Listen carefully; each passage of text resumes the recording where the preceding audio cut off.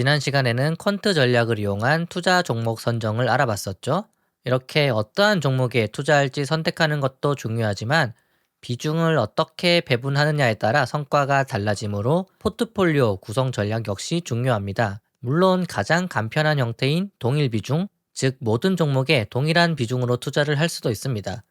그러나 최적의 포트폴리오를 구성한다면 훨씬 안정적인 성과를 거둘 수 있고, 파이썬에서는 리스크 폴리오 리패키지를 이용하면 매우 간단하게 최적 포트폴리오를 구성할 수도 있습니다. 오늘은 일반적으로 많이 사용되는 최대 샤프 지수 포트폴리오, 최소 분산 포트폴리오, 위험 균형 포트폴리오를 구현해 보도록 하겠습니다. 먼저 포트폴리오 구성을 위해서 글로벌 자산을 대표하는 ETF 데이터를 다운로드하고 이를 DB에 저장하겠습니다. 패키지를 불러오고 글로벌 자산을 대표하는 ETF의 티커를 입력합니다.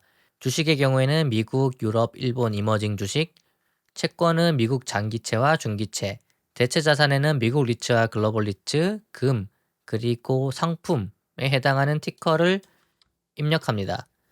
그리고 이렇게 입력하면은 YF 패키지에서 티커에 해당하는 주가를 다운로드 받는 거였죠.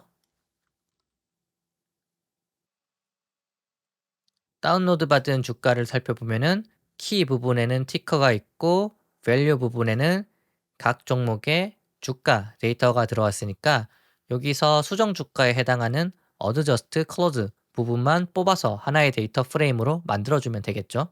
이거는 우리가 베타를 계산하는 부분에서 했었잖아요. 틱 데이터하고 이런 식으로 해주면은 수정 주가만 갖고 오니까 이렇게 해서 데이터 프레임으로 만들 수가 있었죠. 그러면은 여기 prices 테이블에 각 열의 주가가 들어옵니다. 스파이가 상장한 지 제로 오래됐으니까 93년부터 데이터가 있고 밑으로 쭉 가면은 10개 ETF의 주가가 들어오게 됩니다. 그리고 간혹 가다가 특정일의 주가가 이렇게 NAN으로 안 들어올 때도 있거든요. 이런 거 같은 경우는 기존 일의 주가를 그냥 받아오면 되겠죠. 데이터 프레임을 입력하고 fill NA가 뭔가 NA를 채워주는 거였는데 메서드에다가 fill을 해주면은 NA가 있는 경우 그 이전의 값을 대체해서 채우는 거였잖아요. 이거를 이렇게 저장을 해주고 확인을 해보면은 아까 전에 NA였던 부분이 그 기존 일의 주가로 채워지게 됩니다. 이렇게 야후 데이터에는 간혹 가다가 특정 일의 주가가 NA로 나오는 경우가 있는데 이렇게 결측치를 채워주시면 됩니다. 그 다음에 이 가격을 샘플 ETF라는 테이블에다가 저장을 해주고 만약에 데이터가 있으면은 replace를 통해서 대체를 해주도록 합니다. 그리고 SQL을 살펴보면은 스탁DB에서 샘플 ETF 부분에 이렇게 ETF 데이터가 저장이 되죠. 이번에는 수익률을 계산하고 상관관계를 확인해 보도록 할게요. 프라이스 테이블에서 퍼센트 체인지를 하면은 이게 수익률을 구하는 거였죠. 그리고 첫 번째 행은 수익률을 계산 못하니까 drop NA를 통해서 날려주도록 합니다. 그러면은 여기 리츠 테이블에 일간 수익률이 계산이 되겠죠. 이번에는 각 ETF 수익률 간 상관관계를 살펴보도록 할게요. C본 패키지에서 히트맵을 사용하시면은 상관관계를 확인하실 수가 있거든요. 패키지들을 불러오고 리츠.corr 요거를 해주면은 각 열들 간의 상관관계가 나타나기 때문에 이거를 시각화 해주면 되잖아요. 그리고 라운드 2를 통해서 소수 둘째 자리까지 반올림을 해주고 애넛 같은 경우는 그림에다가 글자를 쓸지 여부입니다. 그래서 사이즈를 16으로 해주고 컬러 맵을 쿨웜으로 잡아줍니다. 이렇게 시각화를 해주면 ETF들의 상관관계가 나타나죠. 여기 같은 경우는 주식 자산에 해당하니까 주식들끼리는 굉장히 상관관계가 높다라는 걸 알 수 있고 주식들과 채권은 지금 상관관계가 굉장히 낮죠. 그리고 주식이랑 리츠는 또 상관관계가 높고 주식이랑 금은 상관관계가 낮고 원자재랑은 약간 중간 정도를 갖고 있다. 라고 해서 자산들 간의 상관관계를 확인할 수가 있죠. 첫 번째로 최대 샤프 지수 포트폴리오에 대해서 알아볼 건데 최대 샤프 지수 포트폴리오란 샤프 지수가 최대가 되도록 하는 포트폴리오를 구성하는 것입니다. 샤프 지수는 포트폴리오의 수익률 빼기 무위험 수익률, 그거를 포트폴리오의 변동성으로 나눈 값이죠. 위험 대비 수익률이라고도 볼 수 있습니다. 따라서 샤프 지수가 최대가 되는 포트폴리오는 위험은 낮으면서 수익은 높은 지점이겠죠. 리스크 폴리오 리패키지의 함수를 이용해서 이러한 최대 샤프 지수 포트폴리오를 구성하기 위한 자산별 투자 비중을 구해 보도록 할게요. 일단 리스크 폴리오 리패키지를 받아야 되겠죠? pip install 리스크 립 이런 식으로 하면 패키지를 다운로드 받는데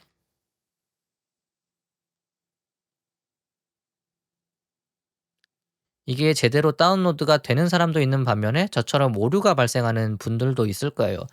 이 오류 같은 경우는 지금 살펴보시면 마이크로소프트 비주얼 C++ 14.0 혹은 그 이상이 필요하다라고 나와 있는데 이게 왜 이런 문제가 발생하는지 리스크폴리오 립 패키지의 홈페이지를 가보면 아시거든요.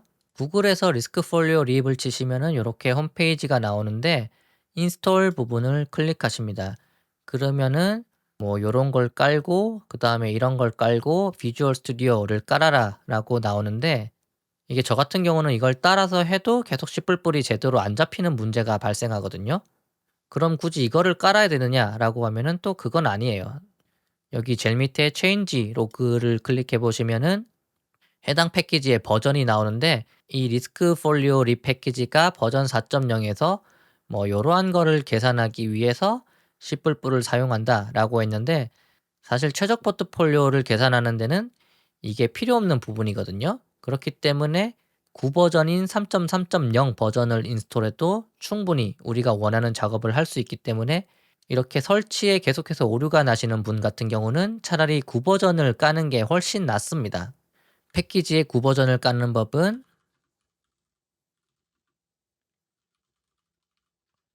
이렇게 해준 다음에 등호 두 개를 해주고 버전을 직접 입력해 주시면 됩니다. 그러면 3.3.0 버전을 깔아라 라는 뜻이거든요. 그러면 씨뿔뿔이 필요한 게 아니기 때문에 이렇게 이상 없이 설치가 됩니다. 요거 같은 경우는 제가 GitHub에도 공지사항으로 남겨놨죠. 4.0 버전이 제대로 설치가 되시는 분은 문제가 없겠지만 저처럼 문제가 발생하는 분은 차라리 3.3.0 버전을 깔아라 라고 추천을 드립니다. 패키지를 설치했으니까 이거를 불러오고 먼저 포트폴리오 객체를 만들어 주셔야 됩니다. rp.포트폴리오를 통해서 포트폴리오 객체를 생성할 수 있는데 여기 리턴즈에는 우리가 앞서 계산한 수익률 부분을 입력합니다. 그리고 확인을 해보면은 이렇게 포트폴리오 객체가 생성됐죠. 그리고 입력 값으로 먼저 뮤와 코베리언스를 입력해야 되는데 뮤는 기대 수익률, 코베리언스는 분산, 공분산 행렬에 해당합니다. 그리고 이 값의 계산 같은 경우는 역사적 데이터를 바탕으로 추정할 거다라고 하기 때문에 hist라고 입력을 해주시면 됩니다. 이렇게 입력을 해주고요. 그 다음에는 위에서 만들었던 객체에다가 수익률 그리고 베리언스 코베리언스를 입력해 주시면 되겠죠. 그 다음에는 각종 파라미터를 입력하면 됩니다. 모델에는 역사적인 데이터를 사용할 때는 클래식을 입력하면 되고 위험 측정 방법인 RM에는 표준 편차를 의미하는 MV를 입력합니다. 그리고 목적 함수인 오브젝트에는 지금 우리가 최대 샤프 지수를 만들어야 되니까 이렇게 샤프라고 입력을 해주시면 되고 히스토리컬 데이터를 사용하니까 true라고 합니다. 그리고 무위험 수익률에는 0%를 입력해 주시거나 혹은 지금 기준금리를 입력해 주시면 됐고 이 위험 회피 계수는 그냥 0을 잡아주시면 됩니다. 마지막으로 옵티마이제이션을 해주시면은 최적의 포트폴리오가 계산이 됩니다. 그래서 이 W를 확인해 보면은 최대 샤프 지수를 만족하는 포트폴리오 해 그러니까 해당 ETF에 얼마의 비중을 투자해야 되는지가 나타나죠. 그런데 이게 지금 보기가 약간 불편한 형태니까 라운드를 통해서 반올림을 해주면은 이런 식의 결과가 나타나죠. 해당 패키지 사용법 같은 경우는 공식 홈페이지에 포트폴리오 모델을 보시면은 굉장히 친절하게 나와 있거든요. 먼저 각 포트폴리오가 어떻게 계산되느냐 수식을 보여주고 있고 우리가 계산하고 싶은 최대 샤프 지수는 요거에 해당하겠죠. 수익률에서 무위험 수익률 빼고 그거를 변동성으로 나눈 값이니까 요거를 최대화하는데 제약 조건은 이거다라고 나오고 그거 외에도 각종 포트폴리오 모델의 최적화에 대한 게 나와 있고 밑에 보시면은 각 함수들의 사용법도 나와 있습니다. 그래서 옵티마이제이션에는 어떤 인자를 입력해야 되는지 나와 있고 저도 요거를 보고 거기 맞춰서 입력한 거거든요. 그래서 밑에 보시고 개인에게 맞는 값을 입력하시면 됩니다. 이처럼 패키지를 사용하면은 최적의 포트폴리오에 대한 수학적 지식이 부족하거나 복잡한 계산을 하지 않아도 얼마든지 이를 만족하는 해를 구할 수 있습니다. 이번에는 일반적으로 efficient frontier라고 말하는 효율적 투자선을 구성해 보도록 할게요. efficient frontier란 각 포트폴리오의 기대 수익률과 위험 수준을 바탕으로 구성할 수 있는 모든 포트폴리오를 나타낸 값입니다. 효율적 투자선을 몇 개를 가지고 만들지를 먼저 포인트에다가 입력하면 되거든요. 그리고 모델, RM 포인트, RF 히스트 같은 경우는 우리가 위에서 입력했던 값을 그대로 사용하시면 됩니다. 그러면 여기 프론티어 부분에 데이터 프레임이 만들어지죠. 이렇게 0번째 지점에는 각 ETF에 얼마씩 투자를 한다. 첫 번째 지점에는 어떻게 투자한다. 이렇게 총 50개 지점을 생성하게 됩니다. 이 결과에 나오는 비중들을 통해서 효율적 투자선을 구성할 수 있으니까 이거를 그림으로 한번 나타내 볼게요. 라벨은 제목에 해당하는 거니까 Max Risk Adjusted Return Portfolio라고 하고 뷰는 기대 수익률, 코베리언스는 분산 공분산익률, 리턴 같은 경우는 포트 리턴이니까 이거는 각 ETF별 수익률에 해당합니다. 그리고 요거는 그냥 홈페이지를 보고 인자에 맞게 입력해 주시면 되고 중요한 거는 요 부분이거든요. 여기다가 위에서 우리가 계산한 프론티어를 입력해 주시면 됩니다. 이렇게 시각화를 해보면은 효율적 투자선이 그려지게 되죠. 이 X축은 스탠다드 데비에이션이니까 표준 편차에 해당하는 부분이 있고 Y축 같은 경우는 기대 수익률에 해당하는 거죠.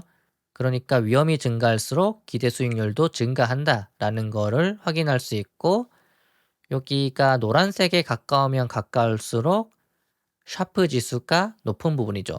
그러니까 이쪽 부분이 지금 뭔가 샤프 지수가 높은 부분이고 이쪽 부분은 기대 수익률이 크긴 하지만 위험도 크기 때문에 샤프 지수. 그러니까 위험 대비 수익률 관점에서는 그다지 좋은 포트폴리오가 아니다라고 생각할 수 있죠. 그리고 여기 별표로 나타낸 지점이 샤프 지수가 최대화되는 지점입니다. 한마디로 위험 대비 수익률이 가장 최대가 되는 지점이라고 생각하시면 되겠죠.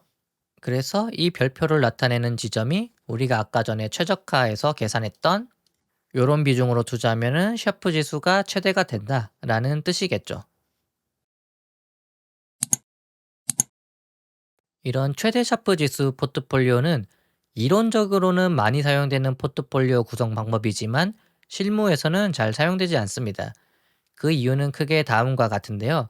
첫 번째, 변동성과 상관관계는 시간이 지나도 어느 정도 유지되는 경향이 있습니다. 그러나 기대 수익률을 추정하는 것은 매우 어렵거든요. 이론에서는 과거 수익률을 미래 수익률의 예측치로 사용하지만 실제 투자에서 그렇게 사용하기에는 무리가 있는 과정이죠. 즉, 과거에 10%를 벌었다고 미래에도 10% 번다는 보장은 없잖아요. 또한 앞서 결과를 살펴보면 10개 자산 중에서 일부 자산으로만 포트폴리오가 구성됩니다. 즉, 상관관계가 높은 자산이 있으면은 하나에만 투자하는 결과를 낳게 됩니다. 그러나 현실에서는 상관관계가 높은 자산에도 투자해야 하는 경우가 있겠죠. 따라서 실무에서는 1번과 2번의 이유로 인해서 기대 수익률에 대한 추정이 필요하지 않은 최소 분산 포트폴리오를 사용하는 경우가 많고 3번의 이유로 인해서 각종 제약 조건을 추가하기도 합니다. 최소 분산 포트폴리오는 변동성이 최소인 포트폴리오고 이거 역시 패키지를 이용하면 손쉽게 계산을 하실 수가 있습니다. 아까 전에 했던 것과 거의 동일한데 여기 objective, 즉 목적 함수만 바뀝니다. 즉 아까 전에는 sharp라고 입력했는데 이번에는 최소 분산에 해당하는 min risk를 입력해 줍니다. 이렇게 실행을 하고 옵티마이제이션을 해주면 되겠죠. 그리고 W를 확인해 보면은 요게 최소 분산 포트폴리오를 만족하는 자산들의 투자 비중이라고 생각하시면 되는데 반올림을 해야 되겠죠. 반올림을 한 결과를 살펴보면은 스파이의 12%, IEF에 79%, DBC에 7%를 투자하면은 포트폴리오의 분산을 최소화시킬 수 있는 투자 비중이라고 생각하시면 되겠습니다. 이거를 한눈에 확인하기 쉽게 시각화를 할 수도 있거든요. 리스크 포트폴리오 내부에 시각화가 내재되어 있기 때문에 플랫바를 하고 우리가 구했던 비중을 이렇게 입력하면은 어떤 ETF에 몇 퍼센트의 비중을 투자해야 된다라는 게 한눈에 확인이 되죠. 그리고 이거를 kind를 H라고 하면은 horizon이어서 이렇게 가로로 긴 형태로 보실 수도 있습니다. 그런데 그림을 살펴보면 이 IEF가 미국 중기채에 해당하거든요. 즉 이를 이용해서 그대로 투자하기는 무리가 있죠. 왜냐하면은 지금 중기채의 거의 80%에 가까운 투자를 하라고 나오잖아요. 반면에 일부 자산은 투자 비중이 0%, 즉 전혀 투자를 하지 않기도 하죠. 이처럼 변동성이 낮은 채권과 같은 자산의 대부분의 비중이 투자되는 것을 최적화 관점에서는 구석해 혹은 코너 솔루션이라고 하는데, 이런 문제를 해결하기 위해서 각종 제약 조건을 추가해 줄 필요가 있습니다. 일단 최소 및 최대 투자 비중의 제약 조건을 걸어 주도록 할게요. 모든 자산의 최소 투자 비중은 5%, 최대 투자 비중은 20%의 제약 조건을 입력합니다. 이렇게 딕셔너리 형태로 에셋에는 개별 티커를 입력해 주시면 되고, 클래스에는 얘들이 어떤 자산에 속하는지 입력해 주시면 됩니다. 요 앞에 4개는 스탁에 해당하는 거고, 뒤에 2개는 반드에 해당하는 거고, 끝에 4개는 얼터너티브에 해당하죠. 이렇게 각 자산과 그게 어디 클래스인지를 만들어주고, 얘를 데이터 프레임으로 만들어주면 되겠죠. 이렇게 입력을 해주고 확인을 해보면은 요 위에는 스탁, 밑에 2개는 반드, 밑에 4개는 얼터너티브라고 만들어집니다. 이번에는 제약 조건에 해당하는 데이터 프레임을 만들어 주도록 할게요. 홈페이지에 있는 제약 조건에 해당하는 부분을 참조해서 그대로 입력해 주시면 됩니다. 이 disabled 같은 경우는 제약 조건의 사용 여부니까 제약 조건의 개수만큼 false를 해주시면 됩니다. 그리고 타입에다가 all assets를 하면은 모든 자산 혹은 모든 종목에 어떤 제약 조건을 추가하겠다라는 뜻이거든요. 만약에 각 종목에다가 제약 조건을 입력할 때는 assets라고 입력하면 되고, set은 위에서 입력한 유니버스 중에서 제약 조건에 해당하는 열을 의미하는데, 지금 all assets라고 입력할 때는 빈칸으로 두셔도 되고, 포지션은 유니버스 중 제약 조건에 해당하는 것을 의미하기 때문에 역시나 all assets에는 공백으로 둡니다. 그리고 sign은 제약 조건에 부호를 하는데, 요거는 이상, 요거는 이하를 의미하죠. weight는 제약 조건에 해당하는데 0.05 이상, 0.2 이하니까 이렇게 입력하면 되고, 밑에 요거는 상대적 제약 조건에 해당하니까 전부 다 빈칸으로 두셔도 됩니다. 이렇게 제약 조건을 입력하고 그거를 데이터 프레임으로 만든 다음에 확인을 해 볼게요. 그러면은 모든 자산이 비중이 5% 이상이 되어야 되고, 모든 자산이 비중이 20% 이하가 돼야 된다라는 제약 조건이 만들어지죠. 이제 해당 제약 조건을 만족하는 최적의 해를 구해 보겠습니다. 제약 조건 같은 경우는 AW가 B보다 크다라는 형태로 입력되기 때문에 여기서 W는 비중에 해당하거든요. 그렇기 때문에 A와 B에 해당하는 값을 찾아야 되겠죠. 그거를 입력해 주는 부분이 여기에 해당합니다. 여기에는 제약 조건을 입력하고, 여기는 우리가 아까 입력했던 asset과 class 부분에 해당하는 거죠.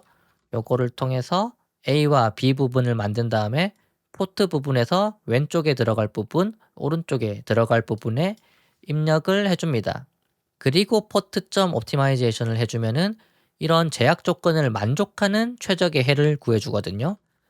실행을 하고 W를 한번 확인해 보면은 아까 전에 0%로 투자하라고 했던 부분도 최소 5% 정도는 투자가 되고, 아까 IF가 한 80% 정도 투자하라고 했는데 최대 투자 비중인 20%까지만 투자하라고 나오죠. 이로써 코너해 문제가 다소 해결됐다고 보실 수 있겠습니다. 이것도 한번 그래프로 나타내 볼게요.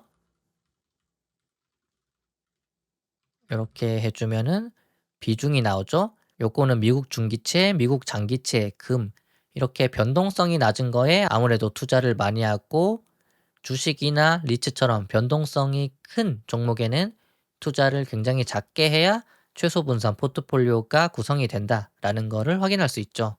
앞에서 추가한 제약 조건만으로도 충분히 훌륭한 포트폴리오가 구성되지만 전문 투자자들이 투자 규모가 커지면은 추가적인 제약 조건들을 고려해야 할 경우가 생깁니다. 대표적으로 벤치마크 비중과의 괴리로 인한 추적 오차를 고려해야 할 수도 있고 투자 대상별로 거래량을 고려한 제약 조건을 추가해야 될 때도 있습니다. 기존의 제약 조건에는 모든 자산의 동일한 최소 및 최대 투자 비중 제약 조건을 다뤘지만 자산별로 그러니까 종목별로 제약 조건을 각각 다르게 설정해야 할 때도 있거든요.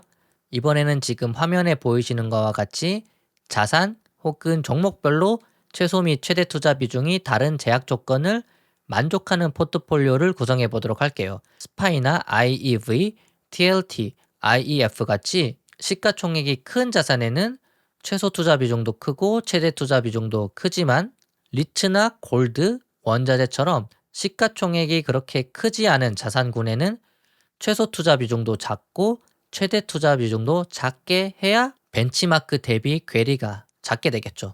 그래서 이런 거를 고려해서 최적화를 해보도록 하겠습니다.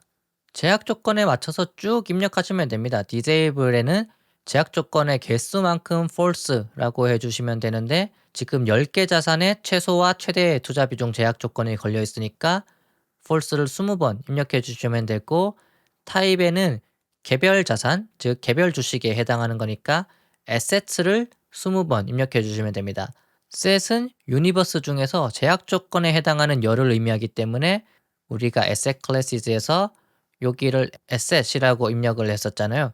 그렇기 때문에 asset을 20번 입력해 주시면 됩니다. 포지션에는 여기는 최소 비중에 해당하고 여기는 최대 비중에 해당하니까 티커를 2번씩 나열해 주면 되겠죠. 그리고 sign은 일단 뭐뭐보다 커야 된다라고 하는 부분을 요까지 10번 적어주시고 요거는 뭐뭐보다 작아야 된다라는 거를 10번 입력해 주시면 되겠죠. weight는 먼저 요까지는 최소 투자 비중에 해당하는 거를 표를 참조해서 입력하시면 되고 여기는 최대 투자 비중에 해당하는 거겠죠. 그리고 밑에 요거 같은 경우는 그냥 빈칸을 20번씩 입력해 주시면 됩니다. 이렇게 제약 조건을 만들어주고 요거를 데이터 프레임으로 만들어 줄게요. 그리고 확인해 보면은 이렇게 우리가 원하는 대로 제약 조건이 만들어지죠. 개별 자산에 대한 제약 조건인데 에셋 열에서 스파이가 0.1보다 커야 되고 얘는 이거보다 커야 되고 이렇게 여기는 최소 투자 비중에 해당하는 거 그리고 밑에는 최대 투자 비중에 해당하는 제약 조건이 들어가겠죠. 그 다음에는 앞서 했던 거와 동일하게 해주시면 됩니다. 제약 조건에서 A와 B에 해당하는 지점을 찾고 이렇게 입력을 하고 옵티마이제이션을 해주면은 이 제약 조건 하에서 최적의 해를 구하는 비중이 계산이 되겠죠. 그런 다음에 얘를 한번 확인해 보면은 최소 및 최대 투자 비중 범위 내에서 해가 위치한다 라는 거를 확인하실 수가 있습니다. 이런 걸 응용해 보면은 시가총액이 큰 주식에는 최소 투자 비중을 좀 더 많이 하게 하고 시가총액이 굉장히 작은 주식 같은 경우는 최소 및 최대 투자 비중을 낮게 해서 최적화된 포트폴리오가 벤치마크랑 너무 많이 벌어지지 않게 해줄 수도 있겠죠. 마지막으로 개별 자산이 아니라 자산 그룹별로 제약 조건을 다르게 줄 수도 있습니다. 그러니까 화면에 보이시는 것 같이 주식 ETF에 투자하는 비중은 최소 40% 이상은 되어야 되고 최대 70%까지 돼야 된다. 반면에 대체 자산 같은 경우는 최소 10%, 최대 20%까지밖에 투자를 못한다 라고 줄 수도 있고 또한 자산군 내에서 한 종목의 투자 비중이 쏠리는 것을 방지하기 위해 개별 자산의 투자 비중은 최소 3%, 최대 20%로 제약 조건을 줄 수도 있겠죠. 이게 가장 실무에서 많이 사용되는 제약 조건의 형태라고 보시면 되겠죠. 최적 포트폴리오를 구하긴 구하는데 섹터마다 최소 몇 퍼센트 투자, 최대 몇 퍼센트까지만 투자가 가능하고 개별 주식에도 최소 몇 퍼센트 투자, 최대 몇 퍼센트 투자 이런 식으로 제약 조건을 걸기도 하죠. 이거 역시 똑같이 입력해 주시면 됩니다. 지금 개별 자산의 제약 조건이 2개 있고 자산 군별 제약 조건이 6개 있으니까 false를 8개 입력해 주시면 되고, 먼저 모든 자산에 해당하는 제약 조건이 있었죠. 그걸 all assets 부분에 입력하고, 자산군에 적용되는 제약 조건이 6개 있었으니까 classes를 6번 입력하면 됩니다. 그리고 set에는 all assets 같은 경우는 blank로 두면 된다 그랬고, classes 부분은 우리가 asset classes에서 해당 열을 class라고 입력을 했었죠. 그렇기 때문에 class라고 입력을 해주시면 됩니다. 포지션 같은 경우는 all assets에 해당하는 부분은 blank로 두고, 여기는 stock bond alternative, stock bond alternative로 입력하면 되겠죠. 그리고 sign은 요거는 최소, 최대, 최소, 최대 부호에 맞춰서 입력해 주면 되고, weights에는 각 제약 조건에 해당하는 값을 입력해 주시면 됩니다. 그리고 여기는 blank로 입력해 주신 다음에 데이터 프레임으로 만들어 보면은 모든 assets는 비중이 3% 이상이어야 되고, 그리고 클래스 단위로 보면은 스탁 클래스는 합이 40% 이상이어야 되고 70%보단 작아야 된다. 본드는 30% 이상 50% 이하, 얼터너티브는 10% 이상 20% 이하가 돼야 된다라는 제약 조건이 만들어졌죠.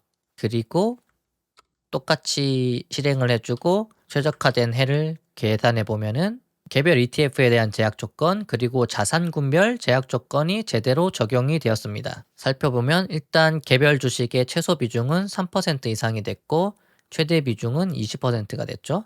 그리고 주식 투자 비중의 합은 40%니까 최소 비중을 만족하고, 채권은 40%니까 역시나 최소와 최대 비중 사이에 있죠. 얼터너티브에 해당하는 것도 합을 해보면은 최소와 최대 사이에 위치하고 있습니다.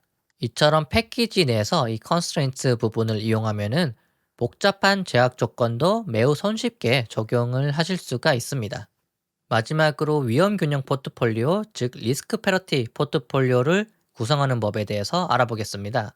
포트폴리오를 구성하는 자산들과 전체 포트폴리오 위험의 관계를 이해하기 위해서는 먼저 한계 위험 기여도, 즉 마지널 리스크 컨트리뷰션과 위험 기여도, 즉 리스크 컨트리뷰션에 대해 알아야 합니다. 한계 위험 기여도는 특정 자산의 비중을 한 단위 증가시켰을 때 전체 포트폴리오의 위험의 증가를 나타내는 단위로서 수학에서는 편미분과 같은 개념이죠. 즉 i번째 자산의 한계 위험 기여도는 다음과 같이 나타낼 수 있거든요. 참고로 리스크 패러티 포트폴리오를 구할 때 이 수식은 전혀 모르셔도 상관없기 때문에 수학 공식을 보고 너무 스트레스 받지는 마시고 뭔지만 간략하게 이해하시면 됩니다. i번째 자산의 한계 위험 기여도는 I 자산의 웨이트를 증가함에 따라 전체 포트폴리오의 위험이 얼마나 증가하느냐라고 계산이 되는 거죠. 위험 기여도는 특정 자산이 포트폴리오 내에서 차지하는 위험의 비중입니다. 한계 위험도가 큰 자산도 포트폴리오 내에서 비중이 작다면은 포트폴리오 내에서 차지하는 위험의 비중은 작겠죠. 반면에 한계 위험 기여도가 작은 자산이더라도 비중이 압도적으로 많다면 포트폴리오 내에서 차지하는 위험의 비중은 클 겁니다. 결과적으로 i번째 자산의 위험 기여도는 해당 자산의 한계 위험 기여도와 포트폴리오 내 비중의 곱으로 이루어집니다.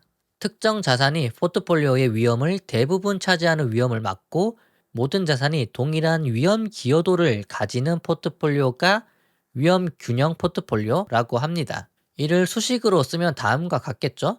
첫 번째 자산의 리스크 컨트리뷰션과 두 번째 자산의 리스크 컨트리뷰션, 그리고 모든 자산의 리스크 컨트리뷰션이 같을 거고 모든 자산의 리스크 컨트리뷰션은 n분의 1로 동일하겠죠.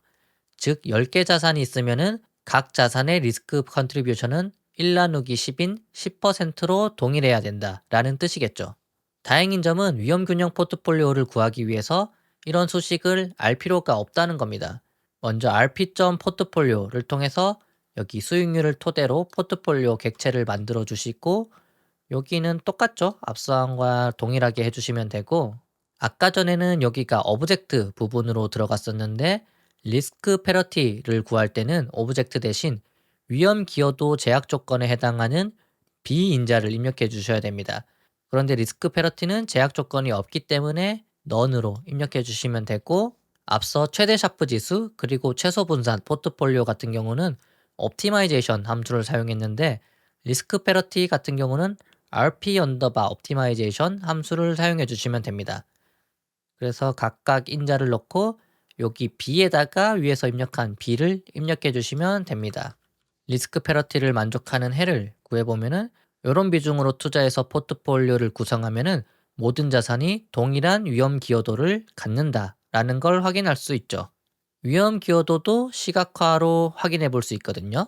이렇게 비중을 넣고 코베리언스는 여기 포트폴리오 객체 코베리언스, 리턴도 포트폴리오 객체 리턴을 입력하고 확인을 해보면은 모든 자산이 동일한 위험 기여도를 가진다는 것을 확인할 수가 있죠.